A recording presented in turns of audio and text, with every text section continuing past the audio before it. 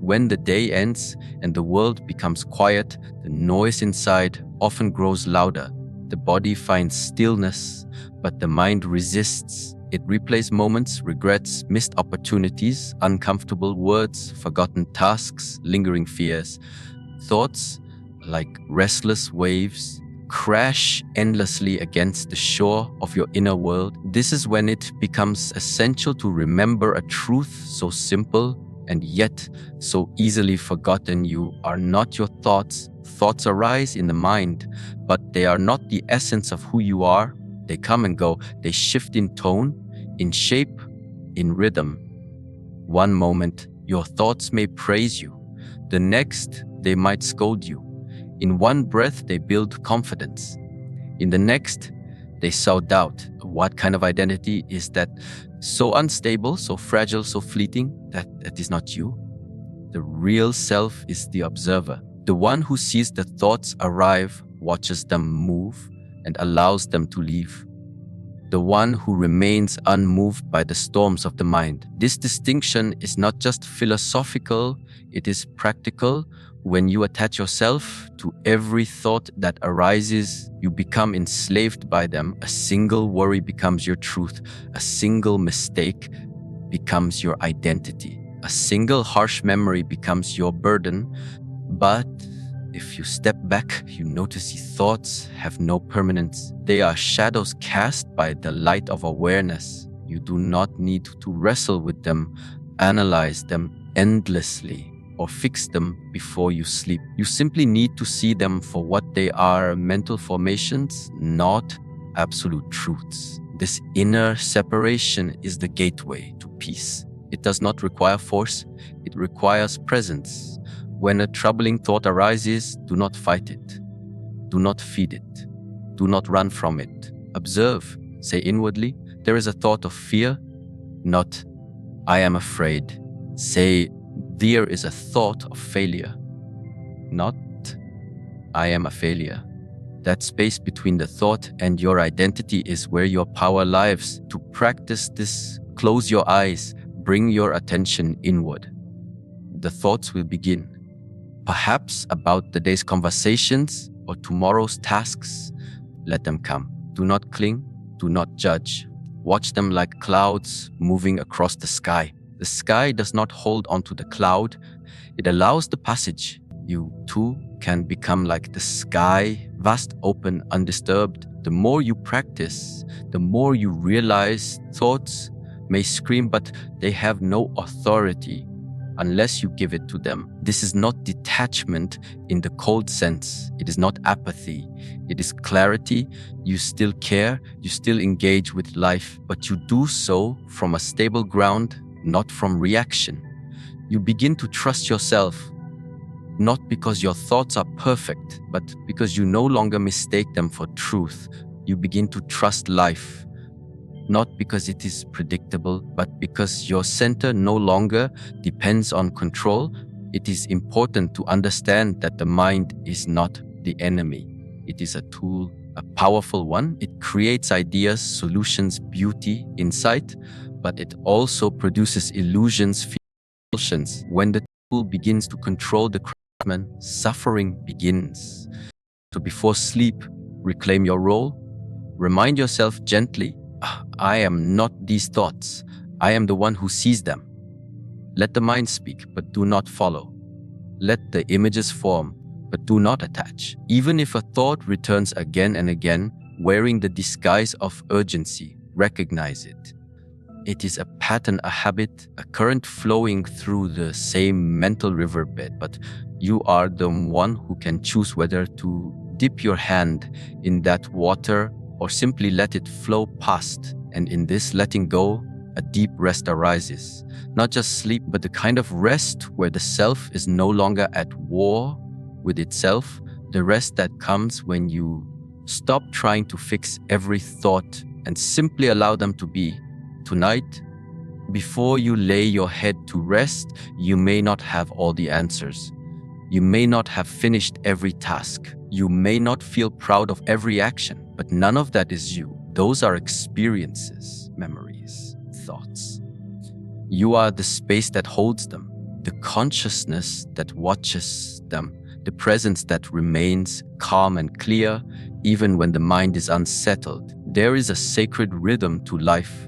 Like the tide that comes in and recedes, every day has its rise and fall. It begins with the fire of the morning, ambitions, tasks, momentum, and slowly unwinds into the cool hush of night.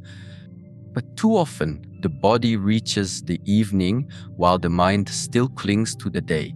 It loops around what went wrong, what could have been done better, what still waits unresolved. Sleep becomes a battlefield of thoughts instead of a sanctuary of peace. This is why it is essential to practice the discipline of closure. Not the closure of having solved everything, but the closure of releasing your grip, the discipline to say the day is over, let it be. There is power in this decision, not weakness, not laziness, but conscious surrender. It is the inner warrior who knows when to lay down the sword, not because the battle is lost, but because the fight has paused, because all things must rest, including your mind. Each hour of the day has served its purpose. Whether it brought success or struggle, laughter or discomfort, growth or mistakes, it is finished now. It no longer belongs to you. It belongs to memory. And memory is not meant to rule the present. In the ancient traditions, when monks finish their day, they bow not just to a teacher or a shrine, but to the day itself, a gesture of respect, a quiet declaration, thank you, I release you. This simple bow is more than ritual. It is a reminder that no moment should be dragged into the next, because to drag is to distort. To hold is to distort. When you bring today's pain to tomorrow's, you see the clarity of what could be. And if you bring yesterday's victories into tomorrow's path, you carry pride that blinds you. The day deserves to stand on its own, complete, untouched, ungrasped. Before sleep, observe how your mind tries to resolve everything. It replays arguments, re-examines decisions, reopens doors that are already closed. It wants to edit the past, but the past cannot be edited. It is ink, not pencil. You cannot rewrite the sentence of a moment already lived.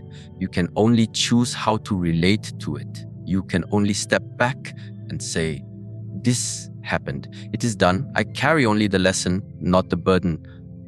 This is not denial. This is wisdom. Letting the day be is not forgetting what happened.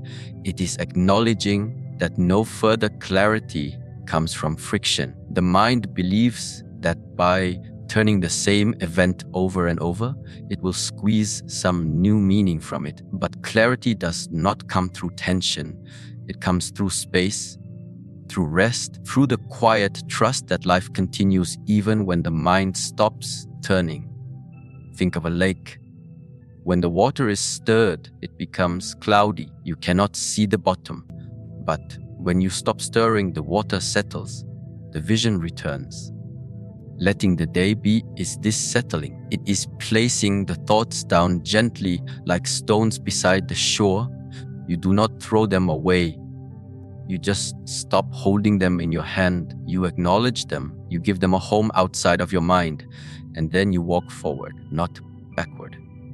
Not in circles. To tell yourself the day is over, let it be, is an act of maturity. You recognize that your influence does not extend into the past. You understand that time only moves forward, that even if a conversation was left unresolved, even if a task was unfinished, even if a mistake still lingers in your heart, tonight, in this hour of sleep, you do not carry it. You will face it tomorrow if needed, but not now, not here. This is your space to be empty. And in that emptiness, you are not lacking. You are preparing. When you cling to the day, you deny the body its right to recover. The muscles need stillness. The nervous system needs calm. The breath needs slowness. And the mind, above all, needs distance from its own noise. You offer yourself that distance by affirming this truth: the day is over. the story of it is told, and you are still here, you remain, you endure, and that is enough. In your final waking moments, bring your attention inward. Feel the weight of the body against the bed. Feel the rhythm of the breath as it slows. Acknowledge the day, every detail of it. Then let it fall away like leaves from a tree. You do not need to carry the whole tree to remember its beauty. You do not need to hold every moment to keep the meaning. Trust that what you needed to learn has been learned. What needed to end has ended. What remains stays. What doesn't dissolves. Let the day be. There is a quiet, invisible pressure carried by almost every human being, the pressure to meet some inner standard of perfection. To always say the right thing, do the right thing, feel the right way, and never fall short. This pressure follows us through the hours, whispering in the background, reminding us of what we didn't do, what we should have said, how we should have reacted. It grows louder at night when everything else has quieted down. The world may be asleep, but the critic within still speaks. And it is in this vulnerable space, just before rest, that one must remember to say, I forgive myself for not being perfect. Perfection is an illusion, a mirage that moves farther the closer you try to get. The more you strive toward it, the more your flaws feel like failures instead of simply being human. But every human being is born with limitation. It is part of your nature. You are not made of steel. You are not a machine that calculates and performs with flawless precision. You are breath, emotion, memory, and uncertainty. You are born into a life that teaches through imperfection. So how could your path be free of it? To forgive yourself is not to become careless. It is not to justify every mistake or deny responsibility. It is the opposite. Forgiveness requires truth. It requires seeing clearly what you did, how you acted, what you avoided, what you feared. But it also requires compassion. To see those things and say to yourself, I was doing my best with what I knew then. I was carrying burdens no one saw. I was learning even when I was falling. Forgiveness is not the erasure of mistakes. It is the softening of your heart toward them. There are days when you speak with impatience, days when you turn away from someone who needed you, days when your fear overcomes your honesty, when your habits take control before your wisdom has a chance to speak. These are not signs that you are unworthy. They are signs that you are in progress, that your path is still unfolding, that you are still being shaped by life. The stone is not the sculpture until the sculptor works with it. And part of the sculpting is the cracking, the chiseling, the breaking away. In the silence of the night, you may feel the weight of guilt. Guilt for moments when you weren't present, when you were too hard on someone, too hard on yourself. These thoughts surface not because you are broken, but because you care, because there is goodness in you that desires to be more awake. Let that be enough. Let the presence of conscience guide you, but not torment you. You can learn from the day without punishing yourself for it. Forgiving yourself means standing face to face with your humanity. It means recognizing that you are a mixture of light and shadow, strength and doubt, wisdom and forgetfulness. It is to say, even in the moments I lost myself, I was not lost forever. I can return, I can make amends, I can grow. Forgiveness opens the path back to yourself. It allows healing where shame would only create more distance. Some people carry mistakes from months, even years ago, a conversation that ended badly, a chance they didn't take, a lie they told, a door they closed too quickly. These weights settle into the bones, but carrying them does not restore the past. It only bends the present. Forgiveness does not change what happened. It changes the way you carry what happened. It allows you to walk with it, not under it. There is no purity in perfection. There is no soul in flawlessness. What makes you real is the contradiction.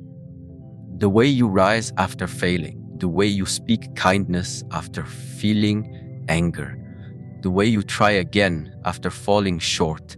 That is where the depth of your character is found. That is where your strength lies. When you say, I forgive myself for not being perfect, you release yourself from the chains of expectation. You open a door to peace. You create the space for genuine transformation.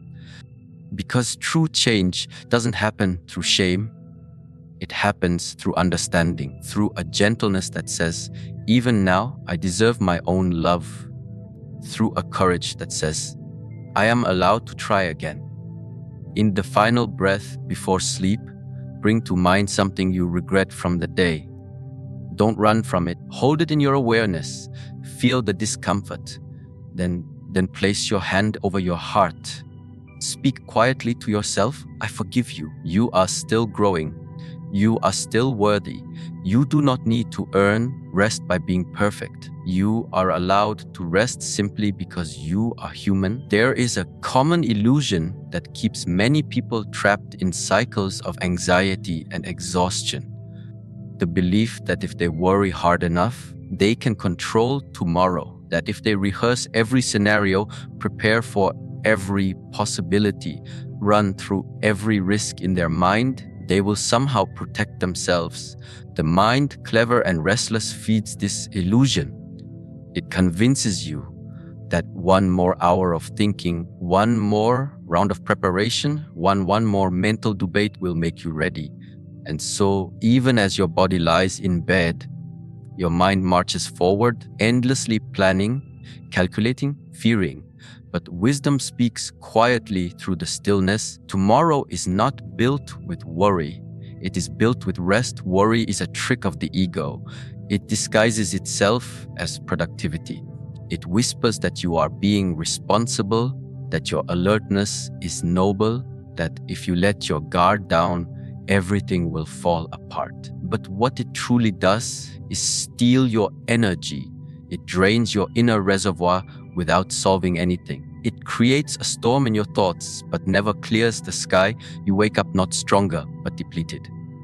Not focused, but fragmented. Worry is not preparation, it is repetition. It circles the same thoughts like a hawk, circling and circling, but never landing. It gives you the feeling of control, but no real clarity. Rest, on the other hand, is a deep form of trust. It is not passivity. It is not neglect. It is the recognition that the body and mind are not machines that can run without pause. That true clarity and strength arise not from constant effort, but from deliberate stillness. When you sleep, the body repairs itself without your instruction. The mind processes, reorders, and resets without your intervention. Nature takes over. And nature, unlike worry, is efficient. It knows exactly what you need.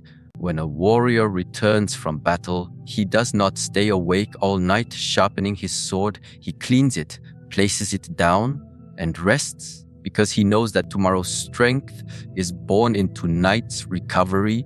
You too are at war, not with enemies outside, but with distractions, precious decisions, and doubts. And your recovery is not optional, it is vital. When you choose to rest, you are preparing in the most honest and sustainable way. The world outside may demand speed, urgency, and attention, but your inner world responds to stillness, rhythm, and presence. Worry comes from trying to live in a future that hasn't happened yet. It's the mental attempt to control what can only be influenced through time. Rest brings you back to now. It reminds you that nothing happens outside of the present moment, and the more fully you can be here, the more clearly you will see what needs to be done when the time comes. There is also a silent wisdom in the body. When you are rested, your decisions are cleaner, your words are more grounded, your focus is sharper, creativity flows naturally. Patience becomes easier. All the qualities you want to bring into tomorrow are nourished by the rest you allow yourself tonight. But if you enter the next day with a mind clouded by fatigue and tension, no amount of effort can fully compensate for that imbalance. You may force yourself to keep going, but you will not be fully present. You will not be fully aligned. Rest is not a luxury. It is part of the rhythm of all living things. Trees do not grow all year. The moon does not shine all night. Rivers do not rush without pause. Even the earth itself has cycles of day and night. To ignore this rhythm is to live in resistance with nature, and resistance always leads to suffering. There is humility in accepting that your energy is not infinite, that you must give as much attention to restoration as you do to performance. To surrender to rest is to acknowledge your limits. It is to say, I have done enough for today. I will return tomorrow with new breath, new focus, new strength. And in that surrender, you make space for something greater than control. You make space for trust. Trust in your process. Trust in your growth. Trust in the unseen order that moves through your life, even when you are not actively shaping it. So as you lie in bed and the mind tempts you with more things to solve, gently remind yourself that rest is the most intelligent choice you can make, that letting go is not weakness, but wisdom, that a quiet mind tonight is more valuable than 1,000 thoughts about tomorrow. Let the breath guide you into the present. Let the weight of your body melt into the bed. Let sleep be the preparation that worry never could be. Let your rest become the foundation on which tomorrow quietly, powerfully begins to rise. There is a voice inside many people that constantly compares doubts and questions. It asks whether you're behind in life, whether you've made the right choices, whether you should already be somewhere else mentally, emotionally, financially, spiritually. This voice rarely represents your past problems, creating a deep sense of unease and a false urgency. But there is a truth deeper than that noise, a truth that can only be felt in the silence of presence. I am exactly where I need to be. This is not resignation, it is recognition. It is the clarity that your journey is unfolding as it must, not according to your fear, but according to something more profound, your readiness, your timing, your alignment. Life is not a straight path. It curves, it delays, it detours, and sometimes what feels like stagnation is actually deep preparation. The seed beneath the soil is not visible, but it is not still. It is breaking, opening, rooting. Just because something is not seen does not mean it is not becoming. And just because you do not yet see the full picture of your life does not mean you are lost. The mind has been trained to chase milestones. It wants confirmation that everything is going according to plan. But the real growth, the real transformation rarely announces itself. It happens quietly, through the choices you make in solitude, the truths you accept in silence, the courage you gather in unseen moments. Each of these steps, however small they may appear, is part of a much greater movement. And that movement cannot be rushed. To tell yourself, I am exactly where I need to be, is to step out of the storm of comparison. It is to recognize that your pace is your own, that what others achieve, what others pursue, what others seem to become, none of it defines your value. There is no universal clock for human growth, no fixed timeline for awakening. Some people bloom early, others later. Some paths require wandering before they reveal themselves. What matters is not how fast you arrive, but how present you are with what is here. When you are fully present, even the so-called delays become sacred. The difficult season becomes your teacher. The empty space becomes your mirror, and the waiting becomes your refinement. What seems like nothing happening on the outside may be everything happening within. A breaking down of illusions, a strengthening of character, a maturing of spirit. If you judge your path by external progress alone, you will miss the quiet revolutions taking place in your soul. This truth also frees you from the burden of regret. Every experience, good or bad, planned or unexpected, has brought you here. You did not come to this moment by mistake. Even the wrong turns, even the pain, even the time you thought you were falling behind were part of the unfolding. And from this place, right now, you have everything you need to take the next step.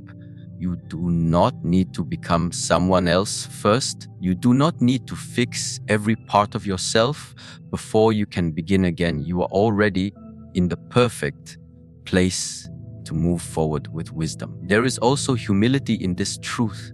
To believe that you are exactly where you need to be is not to believe that life revolves around you, but that life works through you.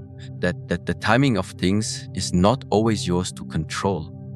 That sometimes you are meant to pause, to reflect, to prepare. That being still is not being stuck, it is being in tune. You are not here to rush through experiences, but to absorb them, to let them shape you into someone who is not only capable of more, but worthy of it. In the quiet moments before sleep, this truth can become a kind of prayer, a grounding, a reminder that you are not missing your path. You are on it. Even if you feel lost, even if you don't know the destination, even if the next step is unclear, this moment is not an accident. It is not a gap between real moments. It is the moment. And it holds everything you need to begin again. To accept where you are is not to stop moving forward. It is to move from a place of peace rather than panic, from clarity rather than confusion, from truth rather than illusion. When you release the false pressure to be elsewhere, you begin to see the beauty of being here. You begin to recognize that the path ahead is not found by rushing, but by listening, by breathing, by trusting that your life, with all its imperfections, is unfolding exactly as it should. You do not need to understand every detail. You only need to be with it, fully, patiently, honestly. From there, the next step reveals itself. And from there, everything begins to make sense.